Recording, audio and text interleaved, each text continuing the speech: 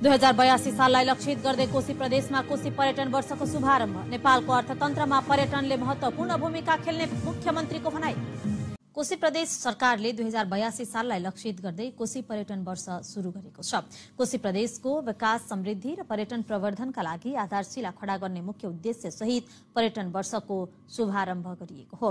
कोशी प्रदेशको प्रसिद्ध पर्यटकीय स्थल तिनजुरे मिल्के क्षेत्रबाट पर्यटन वर्षको शुभारम्भ उपप्रधान तथा शहरी विकास मन्त्री प्रकाशमान सिंहले गर्नुभएको हो।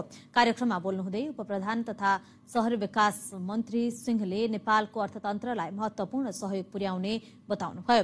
पर्यटन वर्ष शुभारम्भ कार्यक्रममा वन तथा वातावरण मन्त्री ऐन बहादुर शाहीले पर्यटनको समृद्ध वर्षका लागि कोशी प्रदेश पर्यटन वर्षले महत्वपूर्ण भूमिका खेल्ने बताउनु भएको छ।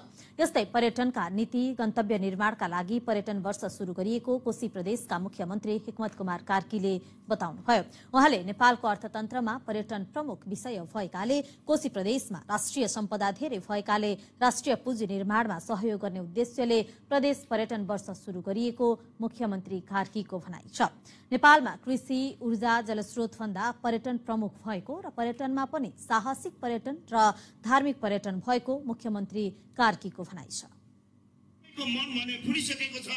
अब हाम्रा फुलेका मनहरूले हामी कोशी प्रदेशभन्दा बाहिरका, नेपाल भित्रका, कोशी प्रदेश र नेपालभन्दा बाहिरका हामी सम्पूर्ण नागरिकलाई यो आगामी वर्ष कोशी प्रदेशका लागि आमन्त्रण गर्नका लागि औपचारिक कार्यको शुभारम्भ गरेका छौं।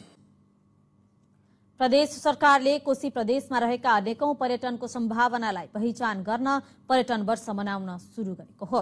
पर्यटन वर्षपछि पर्यटकीय गन्तव्यको पहिचान गरेर 2083 मा कोशी प्रदेश भ्रमण वर्ष मनाउने तयारी प्रदेश सरकारको रहेको छ।